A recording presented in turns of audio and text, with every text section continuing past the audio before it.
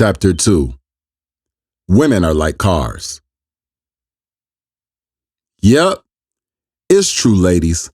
Men view you almost exactly the same way they view automobiles.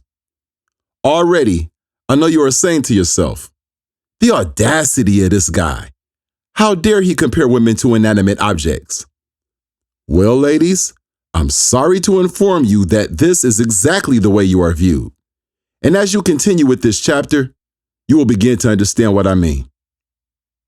You see, there are 4 kinds of men in the world. Those with A1 credit, the A1 men. Those with good credit, the A men. Those with okay credit, the B men. And those with bad credit, the C men. The A1 credit men are those men that are rich and famous, such as in the case of a professional athlete, recording artists, actors, models, etc. The men with good credit are those men who represent the ideal man for most women: intelligent, good-looking, sexy, and well-paid, with minimal baggage as far as children, baby mamas, ex-wives, and so forth. Then, there are those men with bad credit. Those men are the ones that are not so attractive. They don't have much money, have several children, and have baby mama drama. They might not be broke, but there is not much extraordinary about them. The men with okay credit represent those men that have some of the characteristics of the good credit men and bad credit men. They might be sexually attractive, but have no money and a couple of baby mamas. Or they might be well educated and financially established, but lack attractiveness.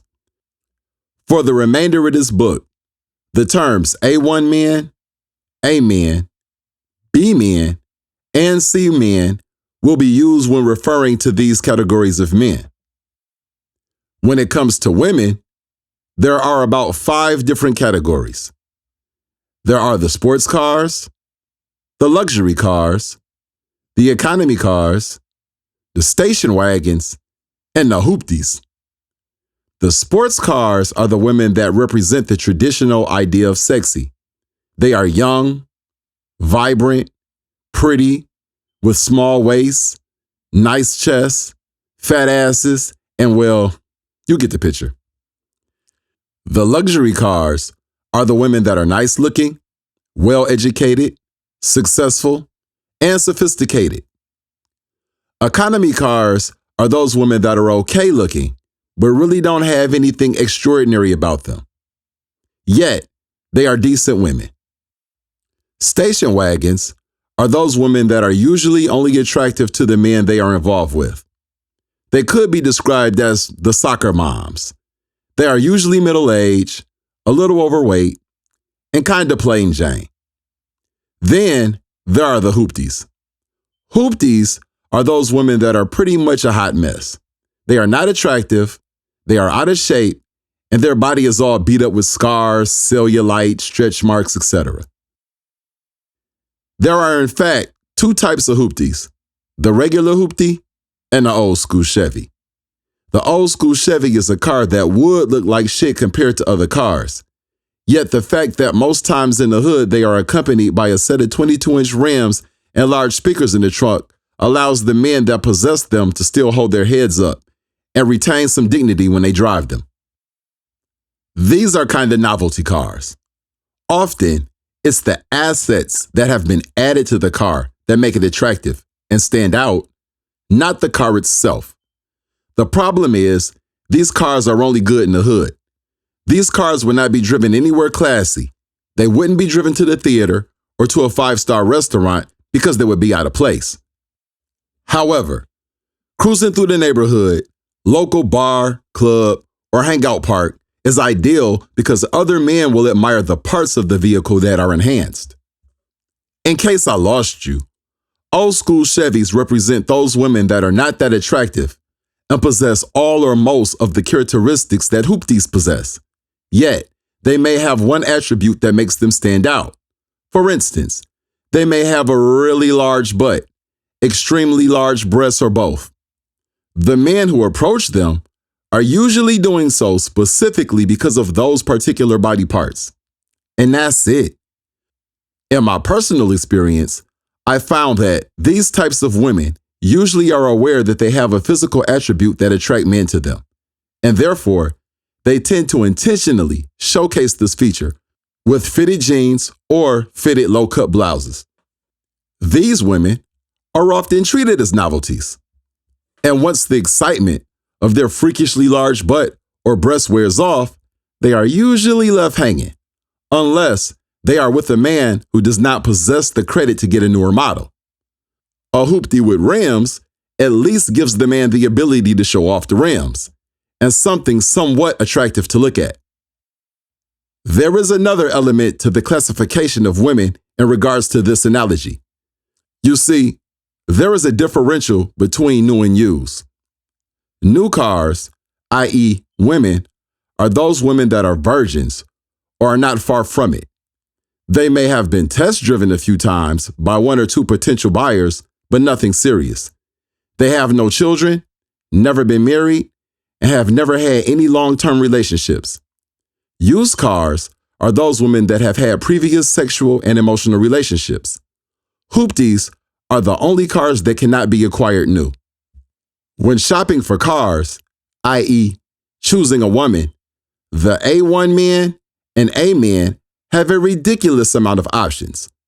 Because he has good credit, he can pretty much choose any vehicle he wants as long as he can afford the payment.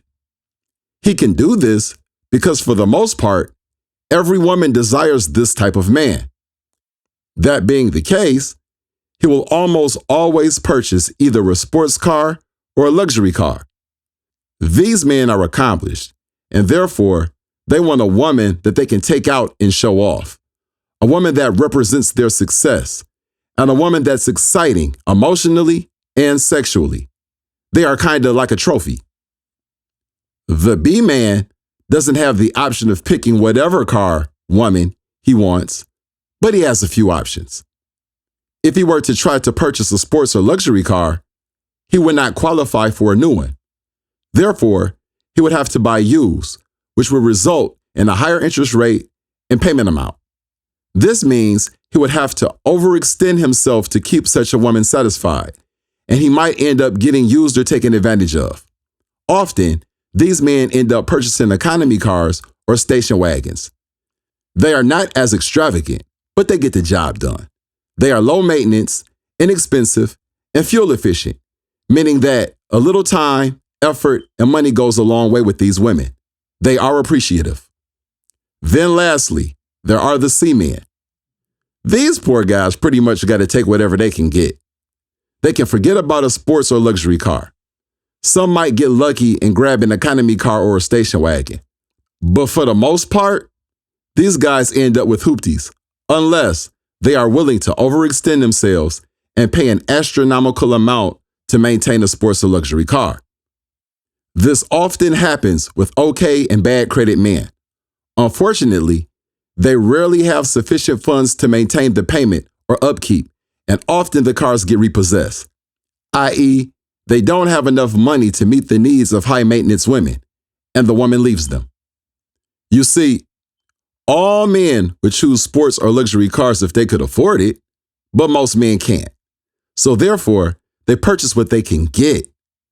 They basically need it only to get them back and forth to their destinations, i.e., sex, help with bills, and companionship. However, the desire for the sports and luxury cars, women, never leaves. And in the back of those men's minds, they are thinking, man, as soon as I get my credit right. This is why often, upon achieving a certain level of success, men either leave their wives or engage in extramarital affairs. This is the part where it gets deep. When you have a car that you don't particularly want, you don't wax it, you don't armor all the tires, and you don't cruise down the strip in it.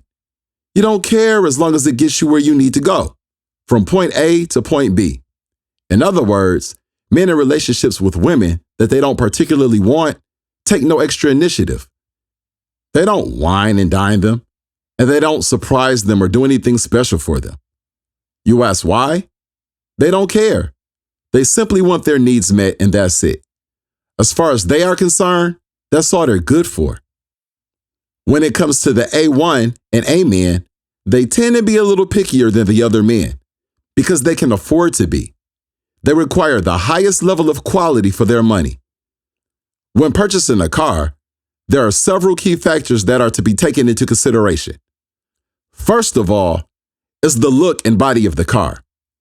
This is what makes you notice the car in the first place. When shopping for a car, you look for one that has a style that complements your personality.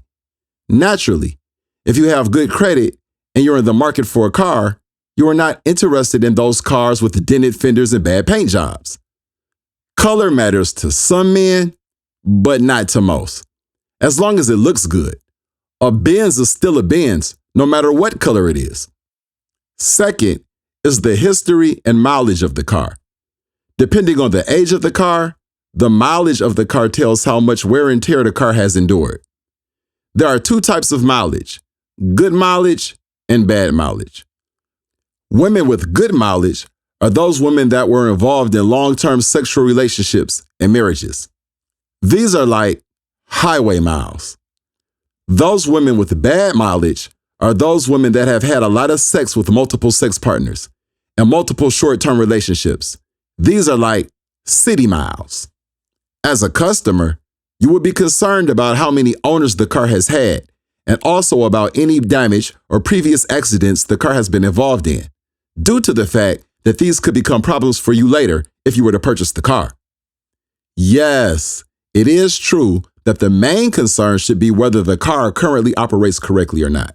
However, due to the fact that men with good credit have so many options, that alone simply is not good enough. Many women have a problem discussing their sexual history with men that they are dating. Yet, they expect the man to seriously consider them for potential wives.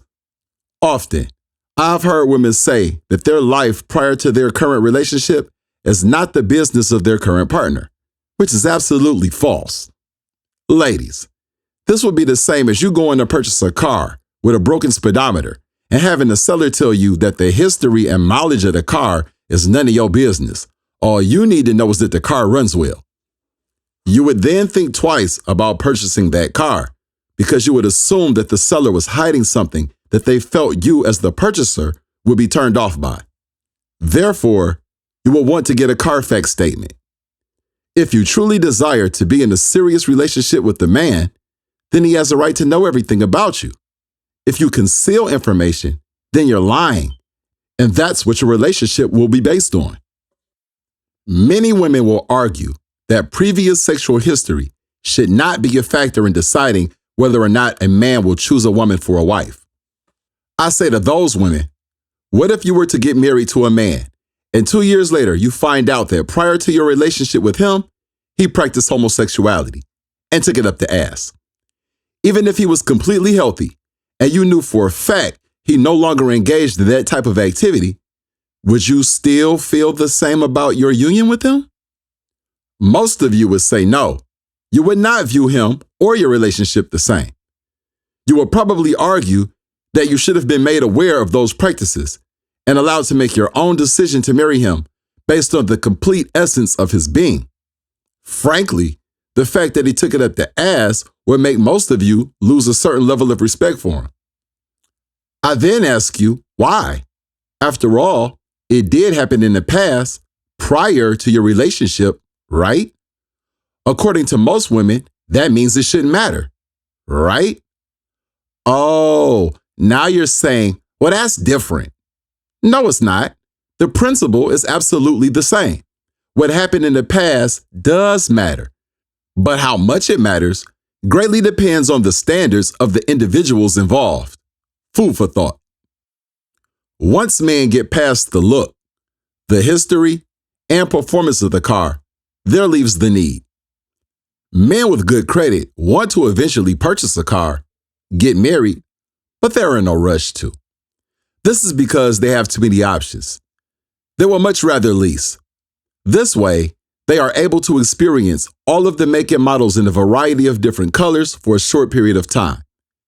And at the end of the lease, they can either take the option to buy or lease a different car. So now you say, well, what about the men who are already in a relationship or marriage with a sports or luxury car? Why did they cheat? Well, the answer is quite simple. Let's say you own a car and you have used this car every day for the past 3 or 4 years. Even if it was new when you bought it, the excitement that you once felt for that car is depleted. You may still love that car. You may still have an emotional attachment to that car, and that car may still look good and operate well. But if you want to go on a trip, go to a destination, have a little fun, and come back to your normal life, you don't take the car you own, you go to Hertz or Enterprise and get a rental car. This is because you can use these cars for whatever you need them for. And as long as you don't have an accident, pregnancy, while that car is in your possession, you are not responsible nor concerned about what happens to the car after your rental time is up. Even if you have a sports or luxury car at home, you might rent an economy car because you're just using it and giving it back. As a matter of fact, an economy car is actually ideal because the gas mileage is better, and they are typically cheaper to rent. This explains why some beautiful women get cheated on with women less attractive than they are. How you look does not determine if you get cheated on or not, but it does determine how often you get cheated on. Then there are those men that don't get rentals. They try to lease 2 cars or purchase one and lease a second. This behavior is dangerous because it is almost impossible to park 2 cars in the same garage without them eventually seeing each other. In case I lost you, ladies, what this is saying is that often men involved in relationships or marriages have affairs simply to break the monotony and add excitement to their lives. You might not want to hear this, but for men, no matter how much he loves you and how beautiful you are, the idea of sleeping with the same woman every day gets a little boring and extremely depressing for men. I'm sure the same is true for women, but the feeling is probably 10 times stronger for men. Most women associate sex with feelings and emotions, but men do not. It is quite possible for a man to be completely in love with his wife or girlfriend and still have an affair. This is not to say that every man that has an affair is completely in love with their relationship partner, or that every man that is involved in a relationship will have an affair. Remember, the purpose of this book is to help women gain insight to the way men think. What this is also saying is that those of you who are allowing yourselves to be rental cars are being silly if you think that the man is going to get rid of the car he owns to replace it with a rental. If he likes the way the rental rides, he will just continue to rent the same car when he needs to go on a road trip. What this means is 9 times out of 10, he's not leaving his wife for you. His wife is a better woman. However, you might fuck and suck better, or you might not. Maybe you just fuck and suck different, look different, sound different, and smell different. Get it? Different, not necessarily better.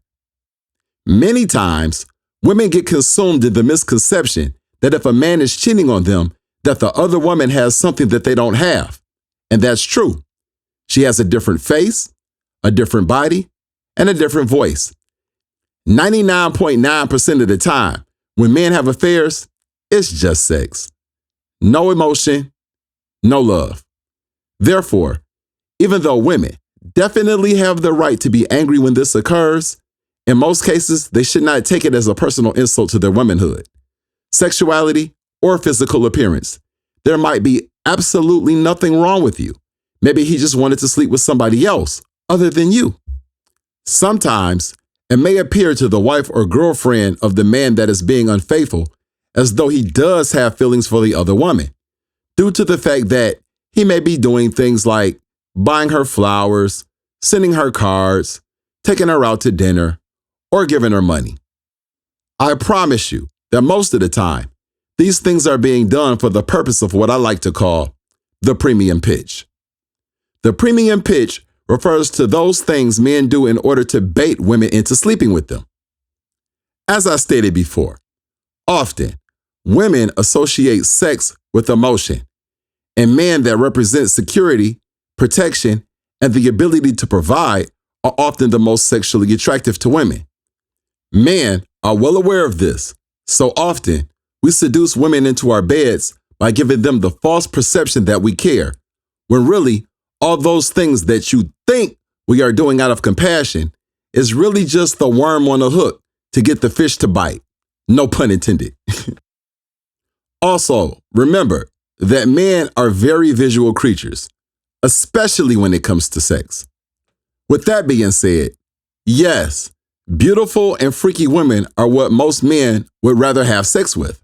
However, it is a fact that for most men, old pussy has to work much harder than new pussy. What this means is, if you have been with your man for 5 or 6 years, he might be expecting you to jump up and hang from the chandelier during sex in order to break the monotony.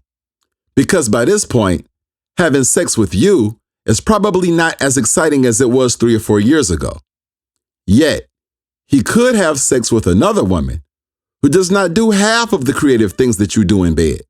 And despite that, he will still be more excited and enticed by her simply because it is pussy that he has never had before. The unfamiliarity of her body is exciting and erotic all in itself. It does not matter if your body is better than hers or if you are prettier than her. Men simply eventually become sexually dissatisfied with the same sex partner after a while. Now, ladies, keep in mind that just because the guy you're seeing isn't in a relationship doesn't mean that you're not a rental car. One of the reasons I am writing this book is to help women recognize men's true intentions based on the way that they treat you. You see, if you pay attention to the signs, there will never be any misunderstanding. As I stated before, a man cannot be honest with you because if he does, you might not allow him to rent you for free anymore. You might start charging or simply stop allowing him to rent. If a man told a woman, "Hey, I'm basically leasing you, but when this lease is up, I'm not taking the option to buy because I got my eye on this other new model car," meaning he doesn't have any intention of marrying you. He's basically just passing the time with you for now until he finds something better. If he were to say that, most of you would be so upset that whatever privileges he was receiving would be immediately revoked. In other words, the car breaks down. Now he must try to get it fixed, kiss ass and reconcile, or he must attempt to lease another car. Until he does, he has to either get rides when he can, get lucky pussy, use public transportation, pay for sex, or walk, masturbate. All 3 of these options suck. Okay, here's the part where you start to hate me. I'm going to be perfectly honest, ladies. If you really want the A1 and A men, you have to make a serious effort to be a new or low mileage used sports or luxury car. This means that you must be willing to step your game up, get in the gym, quit having babies by 2 and 3 guys, keep your hair and makeup done, i.e., go to West Coast Customs and get pimped out. The fact of the matter is that a man that can have any car that he wants isn't going to pick a car that is not top of the line. Yeah, he might sleep with you, but you won't be his girlfriend, even if you think you are. Many times, women get in relationships with men, and they believe that the relationship is going somewhere. But the men involved are not serious about the relationship. Ladies, you must be smart enough to recognize when you are just being used as a point A to point B car. Throughout the duration of this book, I will be revisiting this analogy. Keep in mind that when I speak of relationship credit, I am referring to the classification of an individual based on the women are like cars analogy.